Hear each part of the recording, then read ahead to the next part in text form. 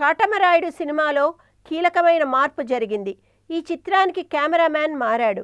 తమిళ cinematographer Soundararajan స్థానంలోకి ప్రసాద్ మూరెళ్ళ వచ్చాడు. Soundararajan ఎంచుకున్నది SJ సూర్య. తమిళుడైన సూర్య తనకు నచ్చిన కెమెరామ్యాన్ను ఎంచుకున్నాడు. అయితే సూర్యనే ఈ సినిమాకు టాటా చెప్పేయడంతో పవన్ కెమెరామ్యాన్ కూడా మార్చేశాడు. తన block buster movie Attarintiki Daredi ఛాయాగ్రహణం అందించిన ప్రసాద్ మూరెళ్లకు ఛాన్స్ ఇచ్చాడు. అత్తారింటికి దారేది తర్వాత ప్రసాద్ సన్ ఆఫ్ సత్యమూర్తి, సౌఖ్యం సినిమాలకు పనిచేశాడు. ఈ షెడ్యూల్లో తొలి 3 రోజులు డాలీ పవన్ లేకుండానే షూటింగ్ చేస్తున్నాడు. పవన్ ఈ శనివారం నుంచి షూటింగ్కి హాజరవుతాడు అంటున్నారు.